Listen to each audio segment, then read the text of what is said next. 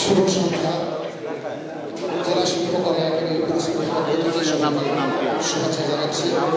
সুপ্রিয় সুধী, বাংলাদেশ শিল্পকলা একাডেমির প্রশিক্ষণ বিভাগের আয়োজনে জেলা শিল্পকলা একাডেমি পুরস্কারের ব্যবস্থাপনা এবং জেলা প্রশাসন পুরস্কারের সহায়তায় 15 দিন ব্যাপী 64 জেলাতে 15 দিন ব্যাপী একটি কর্মশালা হয়েছে। কর্মশালায় যিনি প্রশিক্ষক হিসেবে দায়িত্ব পালন করেছেন কাজী রুকসানা রুমা। 15 দিন ব্যাপী কর্মশালা এটা স্ক্রিপ্ট দিয়ে নাটক নয়, নাটকের নাম হয়েছে ফেরা। রচনা ও নির্দেশনা কাজী রুকসানা রুমা। আপনারা নাটক উপভোগ করবেন। আপনাদের প্রতি একটি বিশেষ অনুরোধ, বিনীতভাবে অনুরোধ হলো কথা তো বলবেনই না, মোবাইলটি সাইলেন্ট করে রাখবেন।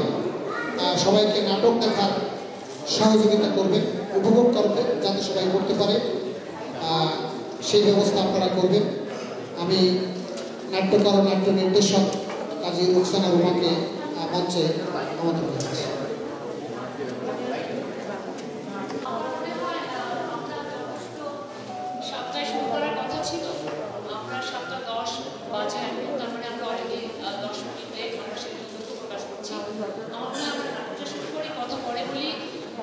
আমি আসলে যেটা বলতে চাই বিশেষ করে সেটা হচ্ছে আপনাদের সাথে মোবাইলটা সবাই একটু রিঙ্গারটা অফ করবেন প্লিজ, কারণ আপনার ফোন যখন বেজে ওঠে আমাদের অভিনেতাদের মনসংযোগের ব্যাঘাত ঘটে। এবং আমি একটা রিকোয়েস্ট করতে চাই, সেটা হচ্ছে আপনাদের মোবাইলের ফ্ল্যাশ জ্বালিয়ে ছবি তুলবেন না।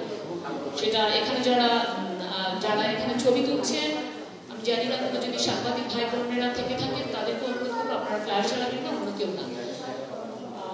আমার মনে হয় আমরা শুরু করি। আপনারা দেখবেন নাটক ফেরা।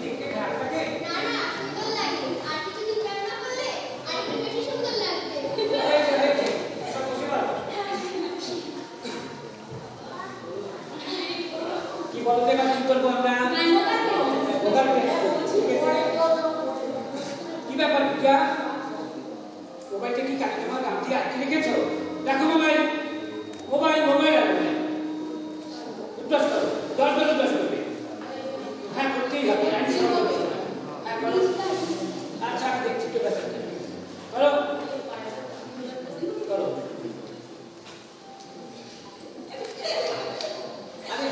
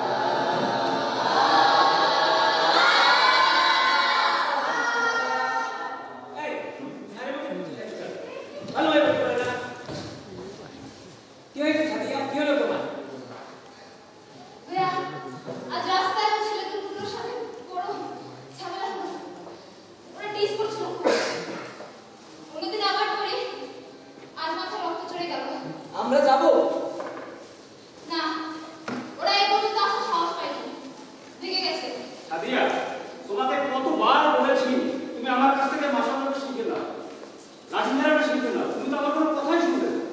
সে না হয় মাস্টার ঠিক আছে ভাই, কিন্তু এটা তো কোনো সমাধান না। তুমি তোমাকে তো রক্ষা করতে পারবে। আমার প্রোটেকশন আমি দেব, কলেজ প্রশাসন করবে, রাষ্ট্র করছে কি? রাষ্ট্র না পারলে কি করবে? কেন পারো না সেটা প্রশ্ন করবো? হয়েছে শোনো, তোমাদের কাছাকাছি যাদের বাসা, বিশেষ করে সাথীদের কাছে যার বাসা, একসাথে আসবে, ঠিক আছে? আগে আসো, কাল থেকে আমি তোমার সাথে আসবো। ওঠো, এবারে শোনো, নাটকের ব্যাপারটা নাটকের ভিতরে যে শাক আছে আমাকে কিছু দেখবে, চলো ঠিক আছে দাদা, খারাপ আছে।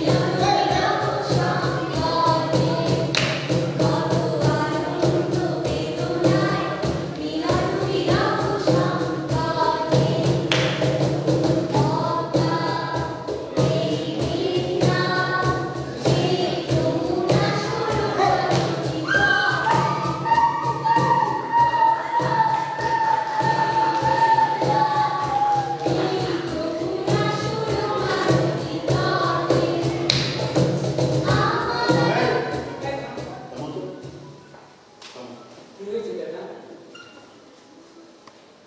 এই নাটকটা আমরা করছি না। কেন? ওরা যাবে না। কিন্তু কেন সেটা তো বলবে। সব কথা বলা যায় না, আর আমি বলতেও চাই না। নাটকটা আমরা করছি না। এই সিদ্ধান্ত তো আপনি একা নিতে পারেন না। এটা শরীরের আচরণ হয়ে যাবে না তো? বললে হতে পারে, কিন্তু কিছু করার নেই। তাপস দা, 20 দিন ধরে আমরা এই কাজ করছি, আপনার বসে নাটক হবে না? আমরা অন্য নাটক করবো, কিন্তু ভাবছো কেন ভাই? এই নাটকই করতে হবে। না, করতে পারলে করতাম। এই নাটকে তো আমার মেইন চরিত্র ছিল। অন্য নাটকে কি আমার মেইন চরিত্র থাকবে? এই মেইন বলতে কোনো জিনিস নেই। ছোট হোক বড় হোক, একটা নাটকে ঠিকঠাক মতো করতে পারলে সব চরিত্রই সমান।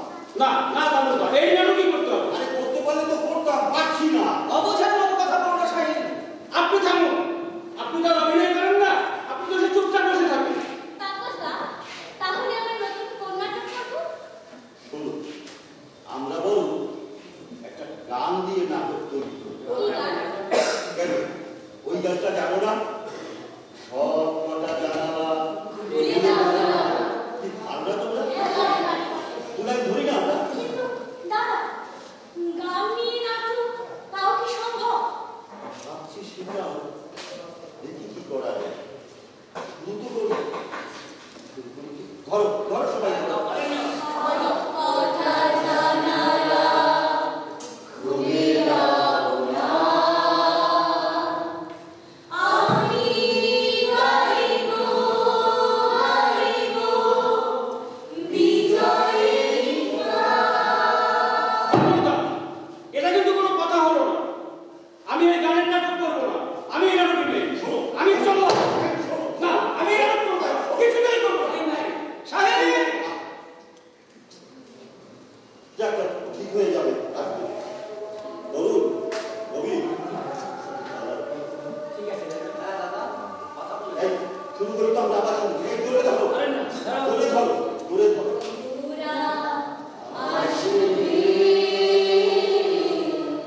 চুপি চুপি। তাপস, চুপি চুপি কারা আসবে? এই গানটা শুনলে আমার ভয় লাগে, মনে হয় ভাই যেন কোনো নিঃশ্বাস ফেলছে। এই থামো তো, সব ভিতর দিন আমার তো কান্নাই চলে আসে। আরে তুমি সুপারস্টার নাই। এই, ক্যাপ্টেন কি বান্ধব যা। তাপসদা, শাইন ভাই কিন্তু ঠিক বলেছে। গান দিয়ে নাটক হয় না। পরে মানুষ বলবে গানের মঞ্চ।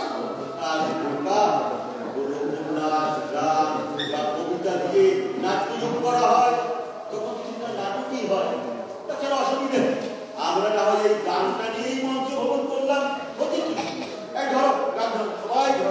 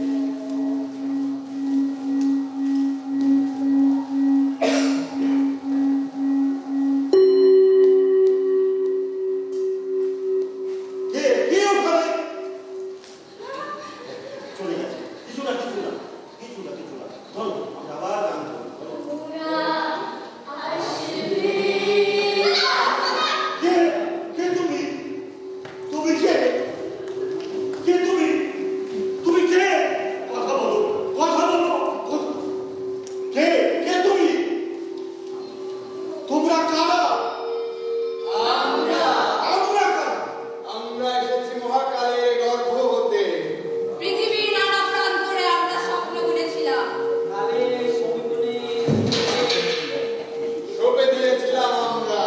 মুক্তিকামী মানুষ যখনই আমাদের স্মরণ করে আমরা ছুটে যাই সেখানে। আমরা বারবার ফিরে আসি। বারবার। তোমরা কারা? কেন এসেছো? ডিরেক্টর, তুমিই তো আমায় ডাকলে। আমি কখন? এই যে একটু আগে গান গাইলে যে। তুমি কে? আমি আমি হলাম একটা প্রোডাক্ট। আমি আছি তোমার মাথায়, তোমার পিঠে বুকে, তোমার সকালের চায়ের কাছে। গাড়ি রাখো তো। আমার কোনো দেশ নেই, নেই কোনো ধর্ম।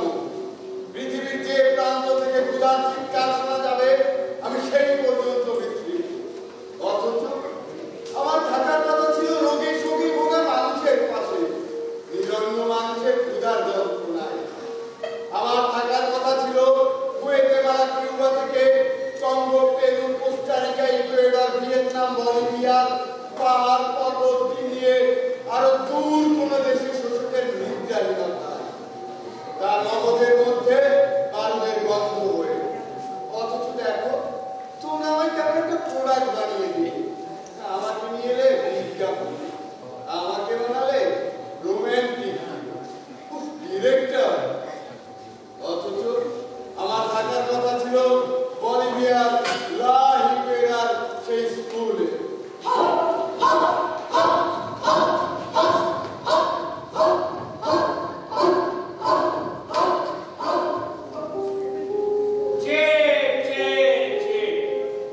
রোমান্টিক বিপ্লবী, তুমি কি তোমাকে দেখতে পাচ্ছ?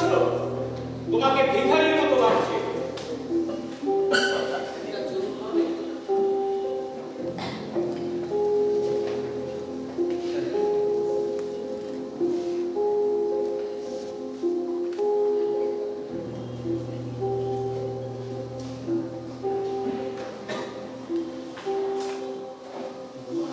আমাকে গুলি করো না, আমি যে গুয়েভারা।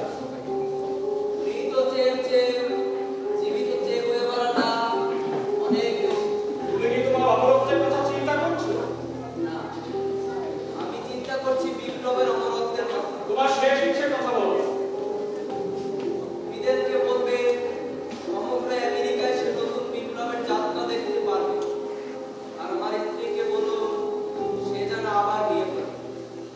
ও আরেকটা কথা, আমি এই স্কুলের একজন শিক্ষকের সাথে কথা বলতে চাই।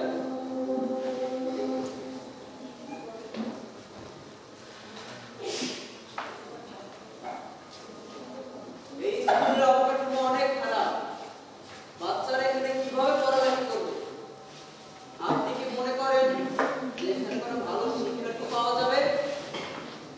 স্কুলটা মেরামতের ব্যবস্থা করুন। যে দেশ পড়তে লিখতে জানে না তাদের প্রতারণা করা সহজ। আমাদের স্কুল সরকারি অনুদানে চলে। হ্যাঁ, কিন্তু আপনি কি জানেন সরকারি অফিসাররা নিজেরা ভার্সিটিতে চলে বেড়ান? হ্যাঁ, জানি। আমাদের লড়াই ঠিক এখানে। শিক্ষা ব্যবস্থাকে তৃণমূল পর্যায়ে নিয়ে যেতে হবে, যাতে ধনী গরিব সবাই একই শিক্ষায় শিক্ষিত হতে পারে। আর এমন নয় যাদের টাকা আছে শুধু তারাই শিক্ষিত হবে। শিক্ষা হবে সবার। আপনি এবার আসুন।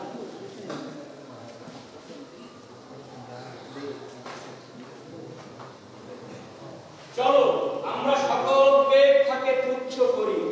বিদ্রোহী প্রহারক নক্ষত্র প্লাবিত ভূপৃথিবীতে হয় বিজয়ী হব, না হয় মৃত্যুকে যাব পেরিয়ে। রোমান্টিক বিপ্লবী, এটা তো তোমারই কবিতা, মনে পড়ে? তুমি একজন বিপ্লবীকে মারতে পারো অফিসার, কিন্তু তার মতাদর্শকে নয়। বিপ্লবের মৃত্যু নেই।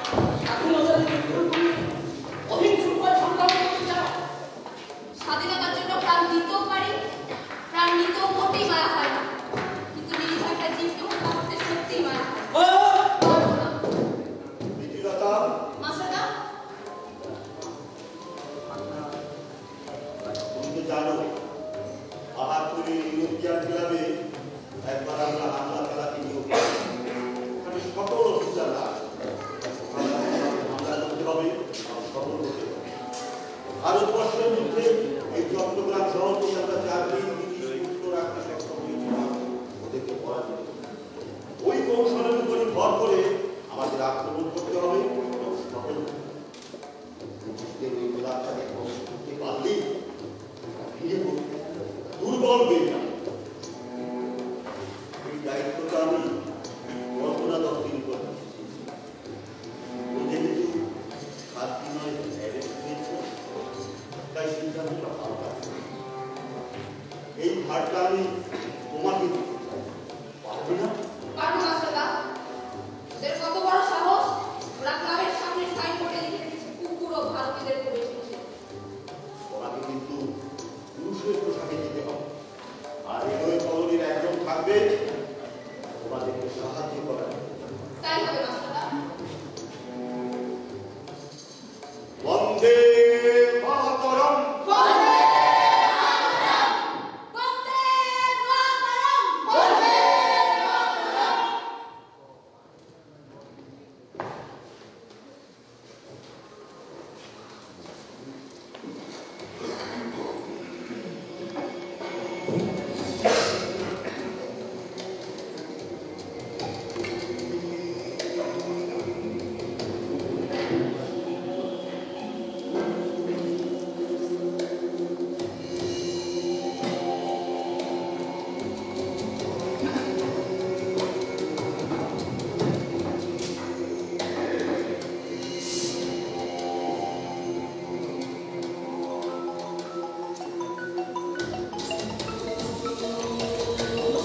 মাগো, তুমি অনুকরণ দেখো না মা।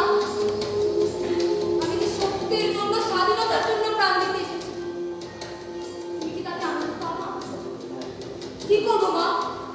দেশ যে পরাধীন, দেশবাসীদের শৃঙ্খল বাড়িয়ে অবরতা, লাঞ্ছনা, অপমানিত। তুমি কি সবই নীরবে সহ্য করবে মা?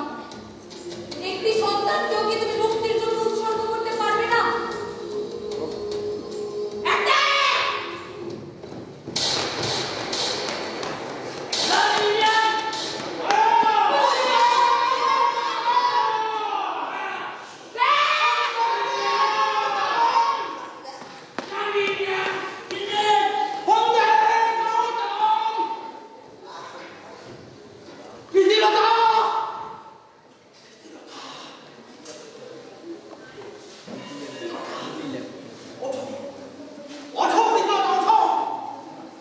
তুমি ওদেরকে নিয়ে চলে যাও।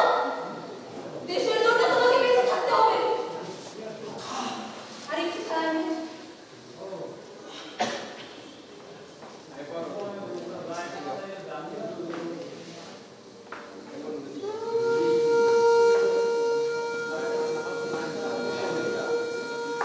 বন্দে মাতরম।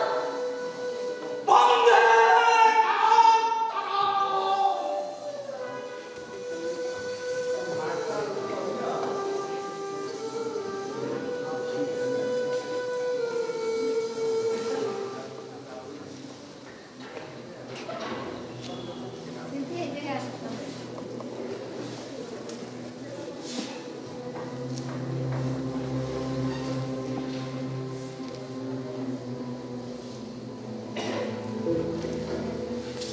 বিক্রম ভাই, আপনি আজ এমন এক জায়গায় লিখবেন যেখানে জীবনে কখনো লেখেননি।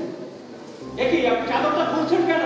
বিক্রম ভাই, আপনি আমার বুকের রেখাটাতে লিখবেন স্বৈরাচার নিপাত যাক, আর পিঠে লিখবেন গণতন্ত্র মুক্তি পাক। এই লেখাটা লিখে বাইরে গেলে পুলিশ আপনাকে মারবে, আপনার জেলও হতে পারে, আপনি মারাও যেতে পারে। তাছাড়া আমার বড় ভাই প্রেসিডেন্টের ওখানে চাকরি করে। এই লেখাটা আমি লিখেছি জানাজানি হলে আমার ভাইয়ের চাকরি চলে যাবে, আমার ভাইও শেষ, আমিও শেষ। আমি এটা লিখতে পারবো না। বিক্রম ভাই, জানাজানি হবে কি করে?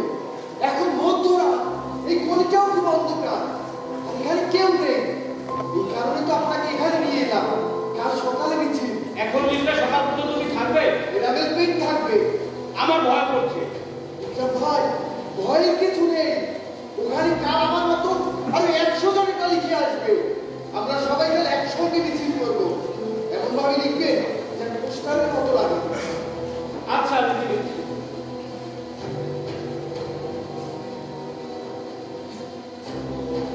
বিক্রম ভাই,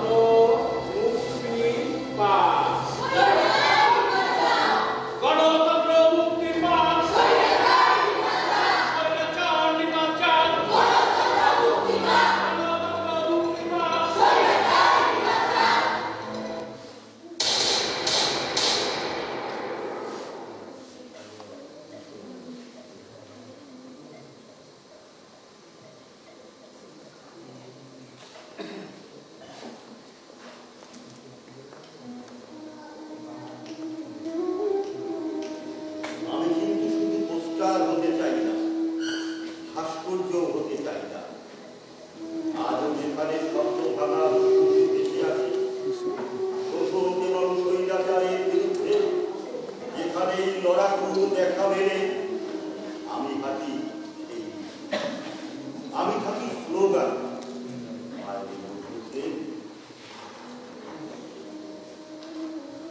যেন সে নির্ভীক যোদ্ধা যাচ্ছে রণাঙ্গনে, উদম শরীরে নেমে আসে রাজপথ, পিছে রৌদ্রের অক্ষরে লেখা অনন্য স্লোগান, বীরের মুদ্রায় হাটে মিছিলের পুরোখানে, হঠাৎ শহরে তহতা, ঝাঁক ঝাঁক বন্দুকের উচ্চার, সেদিন উদয় বাংলাদেশের হৃদয়, বাংলাদেশ বন্ধুরা হরিণীর মতো আত্মনাদ করে, তার মুখ থেকে অবিরল রক্ত ঝরতে থাকে, ঝরতে থাকে।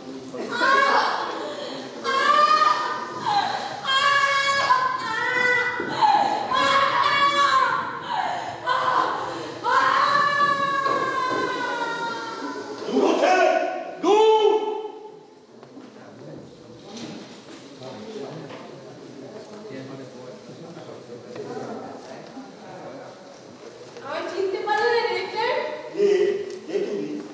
বাংলার বিবরণ ইতিহাসের তুষার পাতা থেকে হঠাৎ বিদ্রোহী হয়ে উঠে এলো একটি শব্দ, একটি নাম। 1971-এর বালুরজা দিনে একজন নারী, একজন জননী, একটি বাংলাদেশ। ভাগীরথী। যা চিনলে তাহলে? কেন চিনতে পারবে? দেশের অস্তিত্বে মিশে আছে। পিরোজপুর শহরে ধুলোবালিতে আছে যে ভাগীরথী। পাকিস্তানিরা তোমায় ধরে নিয়ে গেল ক্যাম্পে, আটকে রাখলো, তারপর ওই শর্তে কাজ করবে, এভাবেই তোমাকে ওটাকে মুক্তি বলে বুঝি? পাখি উড়িয়ে দিয়ে পায়ে সুতো বেঁধে রাখা? ওই শর্তে মুক্তি দিয়েছিল বলেই তো তুমি মুক্তিযোদ্ধাদের ইনফরমার হতে পারো।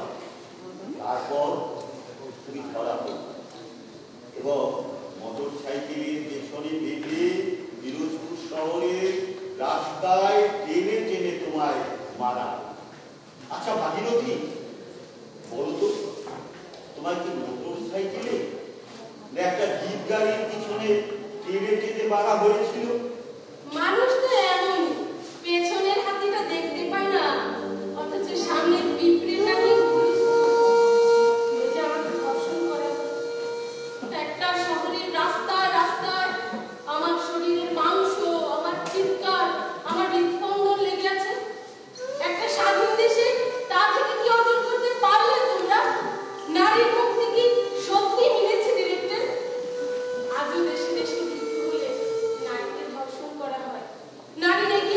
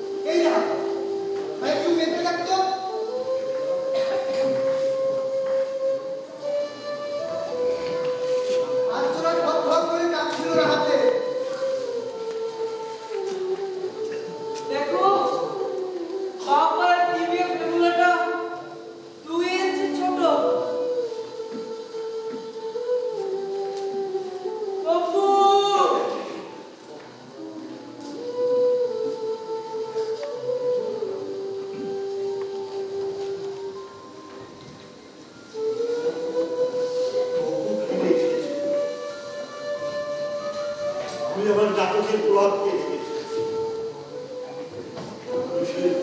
চন্দ্রপাত দিয়েছে তাদের নিয়ে নাটক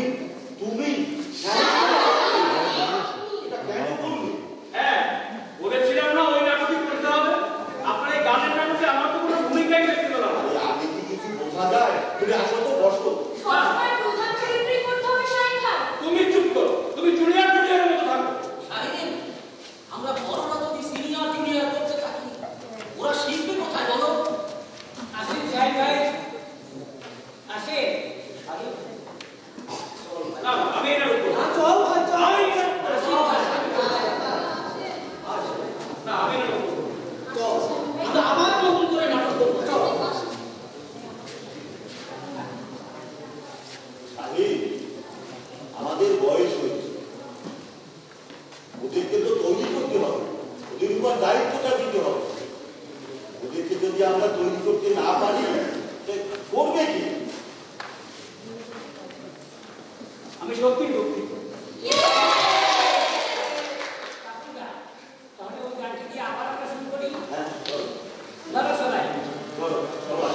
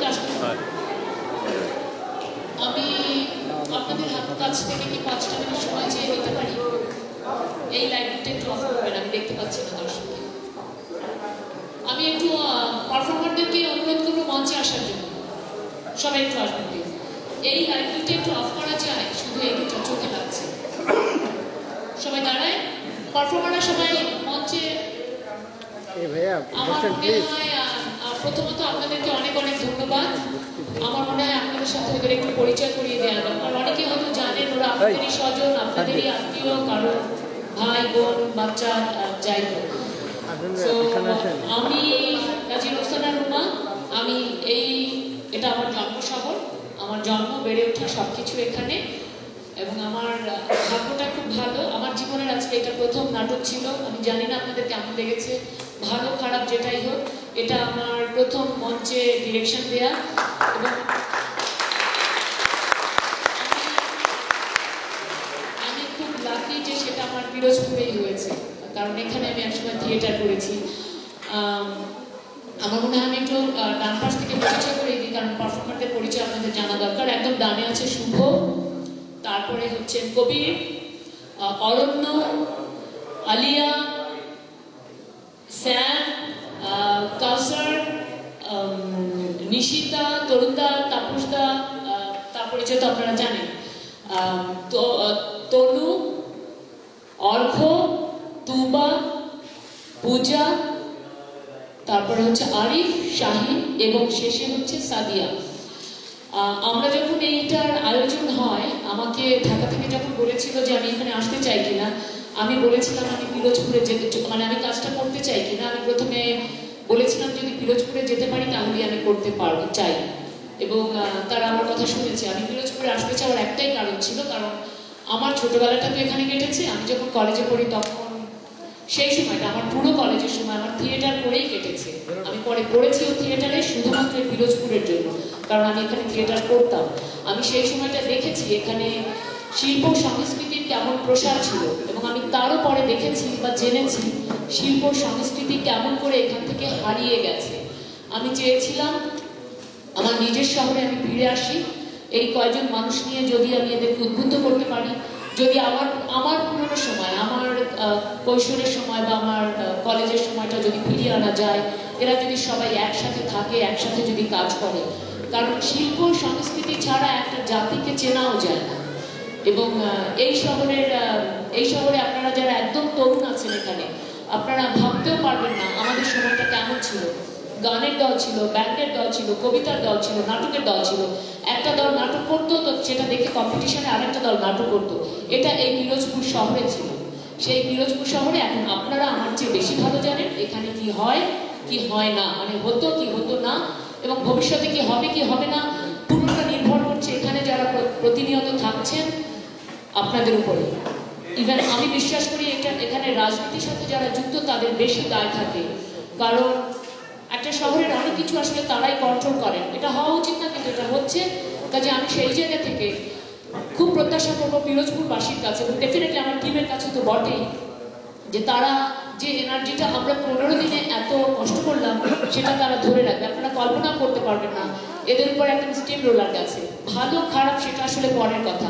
আপনারা জানেন বোধহয়, আমি জানি না জানেন কিনা, আজকের এই নাটকটা আমরা এখানে করলাম। আমরা 16 তারিখে কিন্তু এটা বিভাগীয় পর্যায়ে যাচ্ছি। 64টা ডিস্ট্রিক্টে শো হচ্ছে একসাথে, সবাই যার যার বিভাগে গিয়ে শো করবে। বিভাগ থেকে 18টা, আমাদের 17, 9টা বিভাগ, 8টা বিভাগ থেকে 16টা দল ন্যাশনালে যাবে, একরকমের কম্পিটিশনের মতো। আমরা বলেছি আমরা ন্যাশনাল পর্যন্ত যেতে পারবো না, আমরা সেটা চাইও না, কিন্তু আমরা চাই আমাদের যে এনার্জিটা আমরা একসাথে কয়েকদিন করতে পেরেছি, ধরতে পেরেছি, সেই এনার্জিটা থাকুক। ন্যাশনালে আমার চেয়ে অনেক ভালো ভালো ডিরেক্টররা কাজ করছেন অনেক জায়গায়। আমরা হয়তো ন্যাশনালে যাবো না, কিন্তু বিভাগে যাচ্ছি সেটা শিওর। কিন্তু আমাদের এই এনার্জিটা ধরে রাখা খুব দরকার।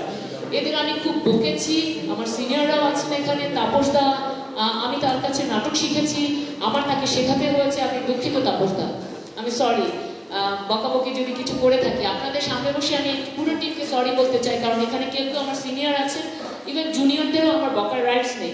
কিন্তু ডিরেক্টর হিসেবে মাত্র 15 দিন একটা প্রশিক্ষণ, এদেরকে নাটক যারা কিছুই জানে না তাদেরকে নাটকটা বোঝানো, অ্যাক্টিংটা শেখানো, এবং এই পুরো স্ক্রিপ্টটা এখানে বসে তৈরি করেছি।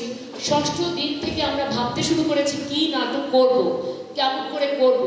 এরা সবাই মিলে একটু একটু করে তৈরি করেছে ফ্লোরে। 8ম বা 9ম দিনে গিয়ে এই স্ক্রিপ্টটা লেখা হয়েছে এখানে বসে। আগে থেকে কিছু মাথায় নিয়ে আসতে পারিনি, আমার মাথায় ছিল না কিছু, ভেবেছিলাম এখানে বসে করব। সকাল থেকে রেগুলার 12টা মাস্ট ছিল, কোনোদিন 10টা, কোনোদিন 11টা থেকে রাত 8টা 9টা, কাল আমরা 10:30টায় গেছি।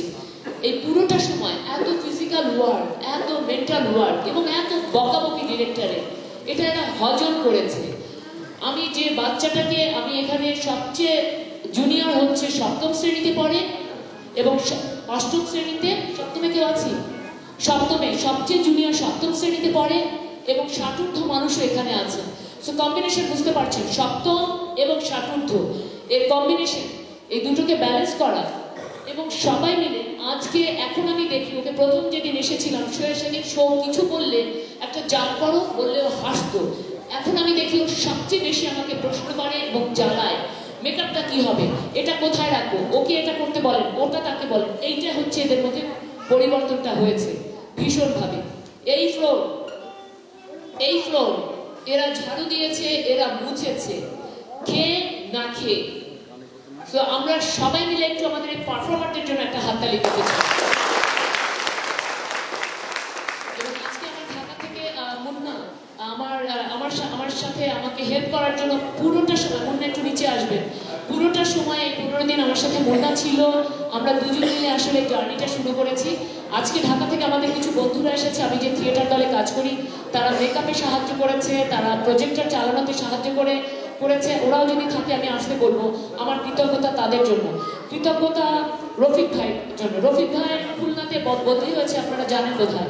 অতিরিক্ত দায়িত্ব পালন করছেন দুটো, একটা বাগেরহাটে, একটা এখানে।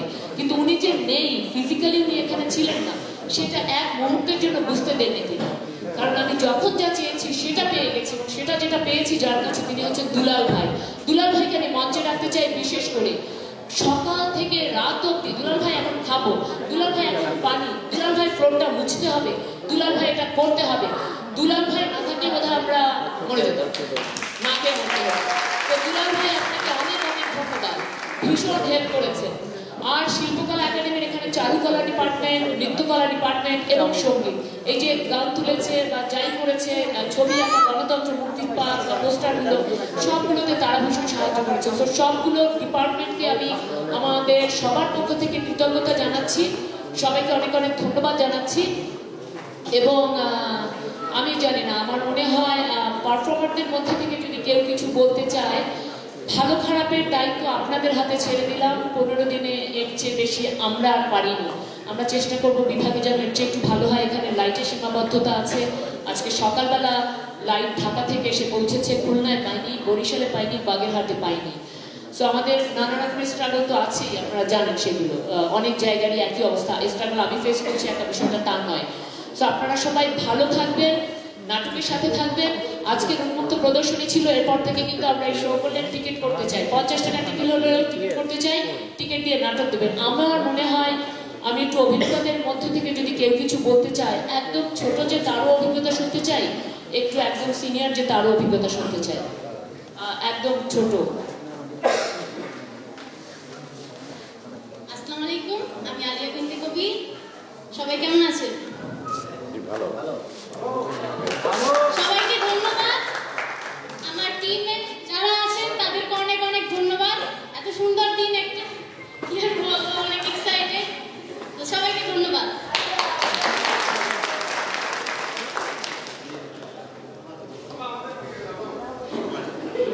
আমার আর বলার নেই কিছু, আমি আর ধন্য। আমাদেরই মেয়ে আমাদের কাছে ফিরে এসেছে আমাদের জাগানোর জন্য। আপনারা একটু সহযোগিতা করবেন। আজকে রুমা,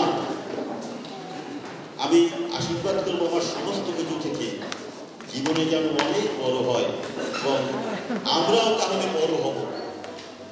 আপনারা সবাই সহযোগ করবেন, কষ্ট করে এসেছেন, সবাইকে ধন্যবাদ। অনেক আগে রুমার সাথে একসাথে কাজ করেছি, এখন রুমার আন্ডারে থেকে কাজ করেছি, খুব ভালো লাগছে, একসাথে কাজ করেছি। ধন্যবাদ রুমাকে, ধন্যবাদ দর্শক। বলার আসলে কিছু নেই। এই 15 দিন একটা নাটক গঠন আসলে কঠিন ব্যাপার। আমি টিমের সকলের প্রতি, বিশেষ করে রুমার প্রতি কৃতজ্ঞতা জানাচ্ছি। আমি এখানে আসলে সম্পর্কে দিতে পারিনি, সে কেন পারিনি তাও তো আসলে আপনারা সবাই জানেন। তো চমৎকার একটি নাটক তারা এই 15 দিনে আমাদের প্রস্তাব উপহার দিয়েছে। কলা কুশলী যারা রয়েছে, আমার এই আয়োজনে হয়তো ত্রুটি বিচ্যুতি অনেক হয়েছে, আপনারা ক্ষমা সুন্দর দৃষ্টিতে দেখবেন।